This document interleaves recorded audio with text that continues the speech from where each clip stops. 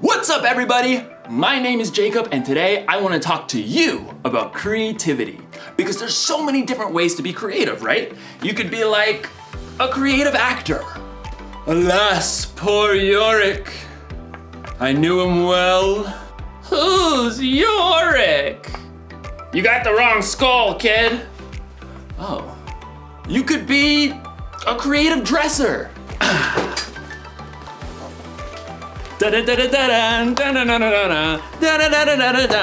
Hey! You could be like a creative, I don't know, scientist?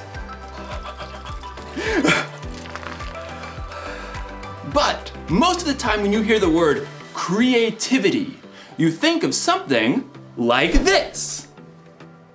A work of art. Or maybe you think of something like this. Wonder what's got him so anxious.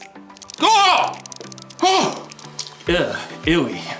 In today's story, you're going to hear about the very best creation of all time. Actually, it's the very first creation of all time. It's where creativity was born. And cockroaches. No, it's good. It's indescribable. See you in a few.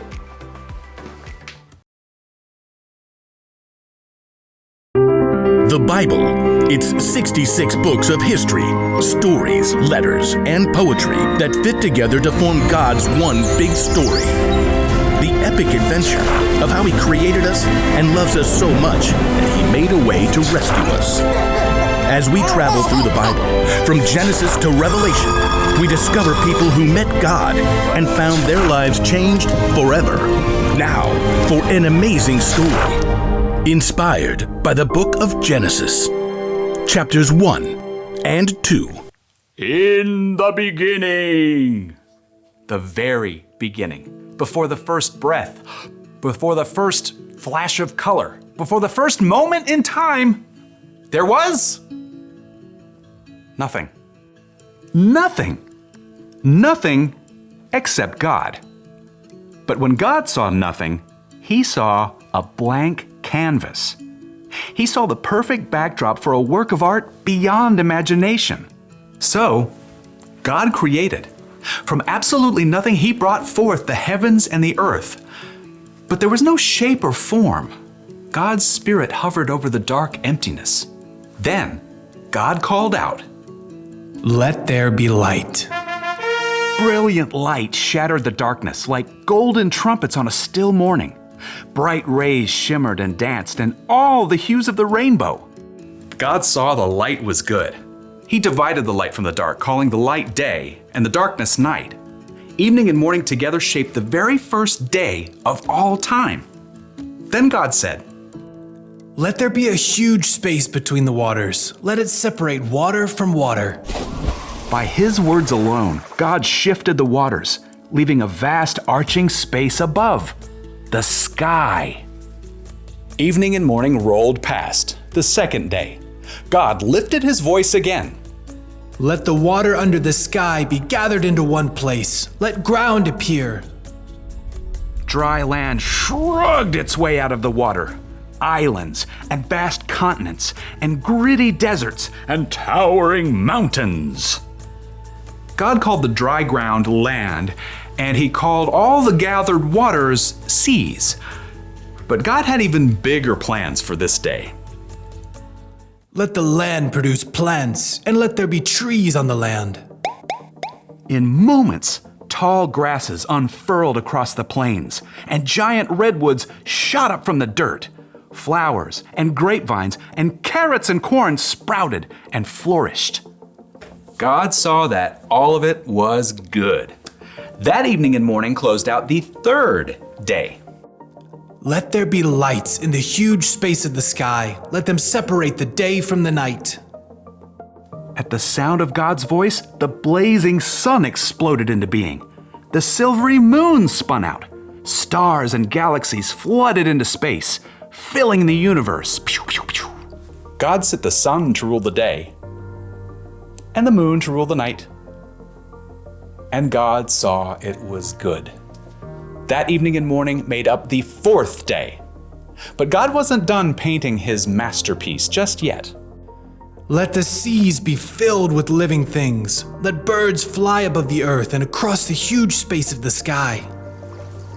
Instantly, the seas and rivers and ponds writhed with dolphins and octopi, salmon and minnows.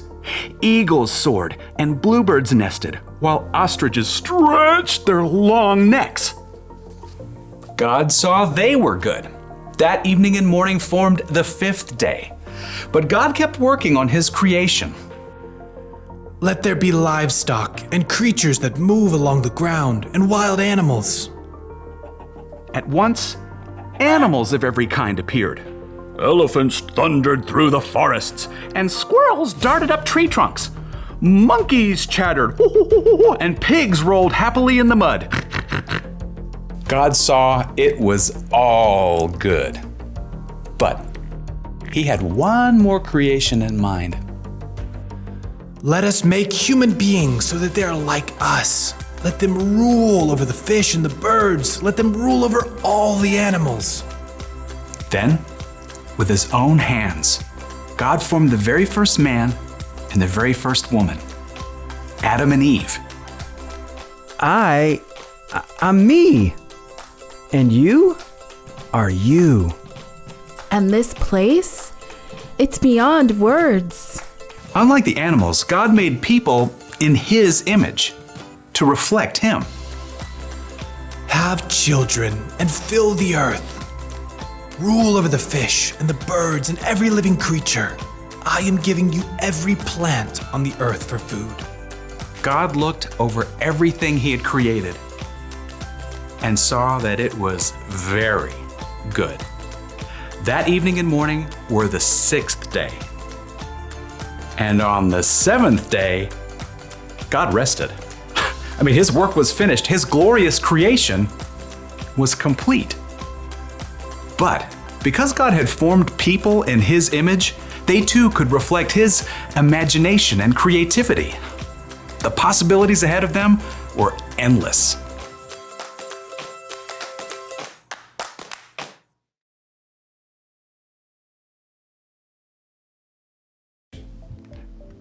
Okay, I just thought of another way to describe creativity. Creativity is imagining what you could do because you were made in God's image. God created everything, right? He made the stars and the planets and the mountains and the oceans. He made dogs and cats and elephants and ostriches. But when he made us, it got personal. God made us so that we think and feel and act a tiny bit like him. We are made in his image. So check it. Imagine looking at yourself in a mirror. That's what God is like. And no, I'm not saying that he has the same hairstyle or eye color, but look a little bit closer. There's imagination behind your eyes. You have a smile that could encourage someone when they're feeling down. And your hands that could help someone lift a heavy load. All right. There's no limit to what God can do through you. That's because there's no limit to God's creativity. That's the one thing to remember today. There's no limit to God's creativity. Seriously, take a look this week at the things God has made and let it blow your mind. Look at the stars in the sky and think about how it could take literally millions of years just to visit one up close. Listen to the sounds outside your window at night and let yourself wonder, how do crickets make that noise anyway? And then look really close in the mirror and see how unique you are. See the color and feel the texture of your skin. Look deep in the reflection of your eyes to see a God that made you and loves you more than you could even imagine. That should give us all a lot to think about.